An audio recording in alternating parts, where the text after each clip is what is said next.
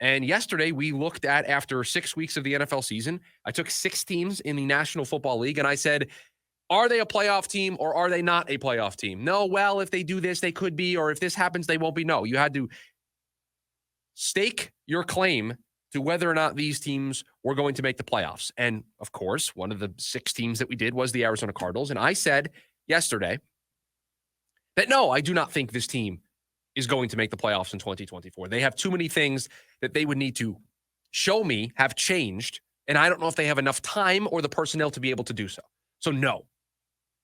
It felt very easy to put myself into the no camp when it came to the Cardinals. There's a story on The Athletic. Everybody loves a good panic meter. How panicked should I be as a fan of insert team name? And this story, I believe it was from Mike Jones of The Athletic, had the Cardinals on their panic meter under the headline, under the category of, or tier of, keep the faith. A team that should still keep the faith for their hopes in 2024.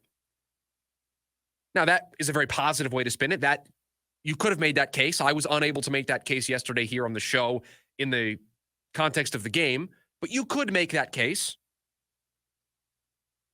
And that case would look like the case that was made in the story of, hey, look at the 2 teams they beat. They beat the 49ers, who everybody thinks is a top team in the NFC. They beat the Rams when they were fully healthy. And their schedule coming up, they get to play a Chargers team that isn't a world beater in year 1 under Jim Harbaugh. Although the more I dive into this, the more this matchup just stinks out loud for the Cardinals. It's bad. It's not good. I talked about it yesterday. We did a little social media clip about it. The matchup is just very bad for the Cardinals. We'll try to, on today's show, look at the weaknesses of this Chargers team. And there's one area where the Cardinals could choose to attack to potentially counter this Chargers team so far. I just don't know if it's going to work out in the football game of chess that is going to be played on Monday night. But okay, that's one of the potential winnable games coming up. They get to play the Dolphins, who knows who their quarterback is going to be. They're going to play the Jets. What version of the circus that will look like when they come to town in early November. And the Bears. Is that a winnable game? The Bears are 4-2. I said yesterday I believed in what the Bears were showing me so far, and that I believe that their ceiling was higher, that they haven't even played their best, and they're 4-2. So I don't know how many of those games are winnable. But okay, if you want to make the case that it is a easier schedule than playing some of the teams that the Cardinals have played in the early set of the season through 6 games, I could buy that. I can hop on board.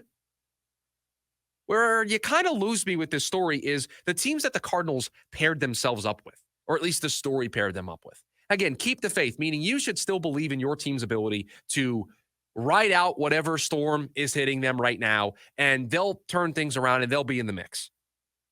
Here are the other teams that are associated with the Arizona Cardinals in that tier. The Cincinnati Bengals. There's so much different between the Cincinnati Bengals and the Arizona Cardinals. Bengals have a quarterback that I believe in more, have a coach. I won't say that I believe in him more, but he's just been there longer. There's more institutional knowledge there of them having these slow starts and overcoming these slow starts. So I can buy into them being able to turn it around because I've kind of seen them do it before.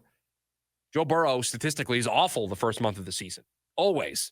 And that's not even the side of the ball that's a problem for them right now. It's the defense. And so the defense has a defensive coordinator that is one of the best. He's the only guy that has any sort of counter to Patrick Mahomes and the Kansas City Chiefs. So 2 very different teams to find themselves in this same tier of keep the faith. I very much understand why you would keep the faith in Cincinnati. Joe Burrow's my quarterback. I have Jamar Chase, and my defense is coming off their best played game of the year. Yes, it was against the Giants, but they're going to turn things around. And the AFC is wide open. The Dolphins as a keep the faith team? Really? Now, I just said that I didn't buy the Cardinals being in the same conversation as the Bengals. I don't think the Dolphins are in the same conversation as the Cardinals. I have a coaching staff that I'm kind of out on. I have a quarterback that who knows when he's going to come back. I removed the if because they're talking as if he's going to return. So when he comes back, what does that even look like?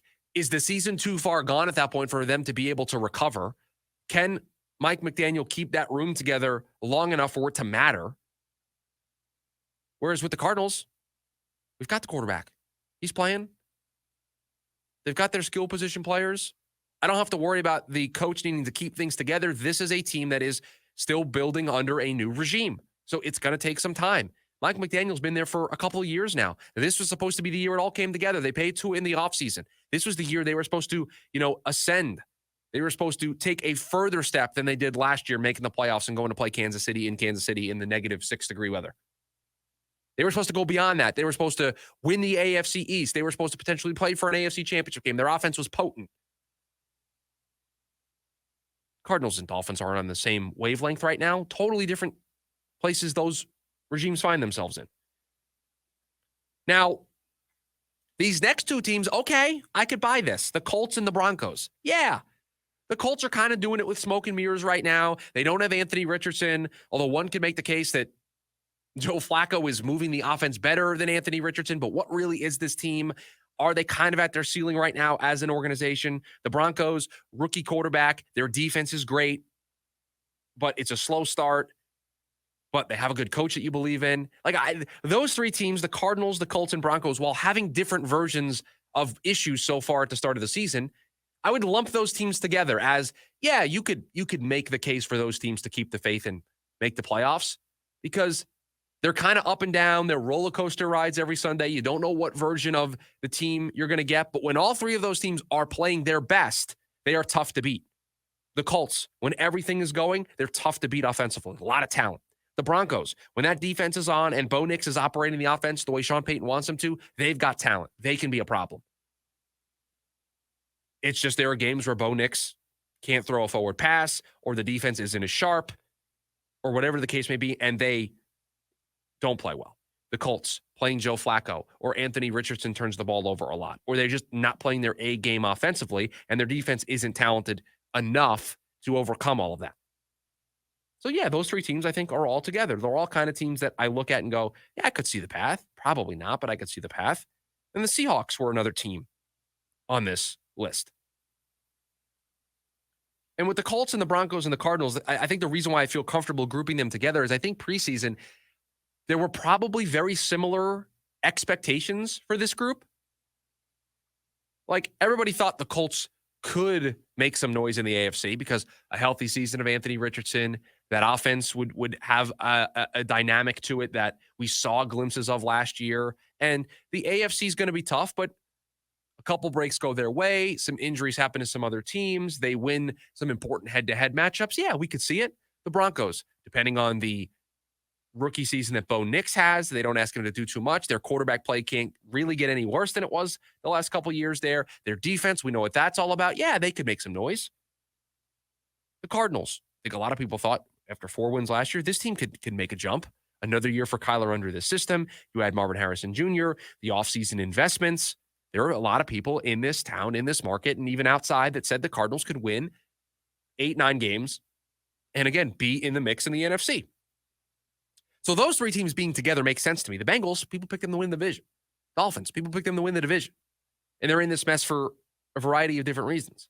The Seahawks, again, another team that you probably could put into this mix with the Colts and the Broncos, but probably a step above because of the history that they have had with Geno Smith of having success. But new coaching staff, new philosophy, new era, has their offense hit a ceiling. They still have talent, but you just don't know. And so let's tie all of this back into the tease that I led off with going into the last break. Should it be panic time, or is there a light at the end of the tunnel? And because we can do this today and I couldn't do it yesterday, I'm going to be on the fence on this one. So yesterday I couldn't do it. I had to say no playoff. Today we're going to just be right on the fence. We're just going to sit there because I don't think it's panic time.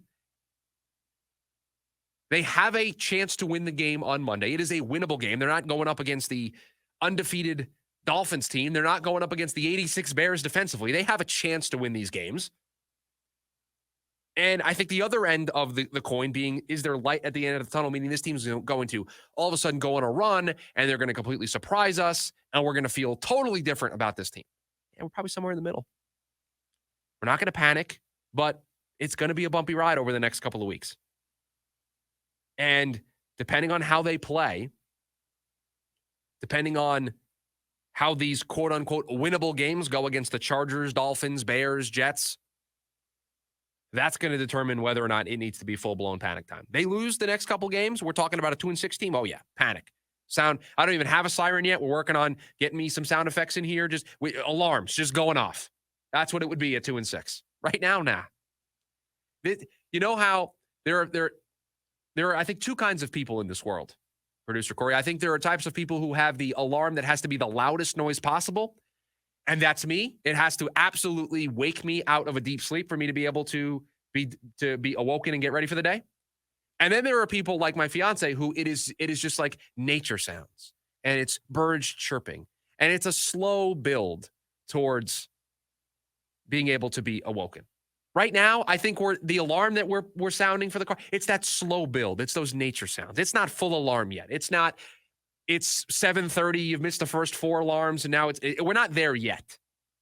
We are nature sounds as the slow build alarm that, yeah, probably it's time to wake up. Like, let's get this going. But it's not like we haven't missed the first 3 alarms and we're going to be late to work yet. We're not there yet. We're getting close, but we're not there yet when it comes to the Arizona Cardinals.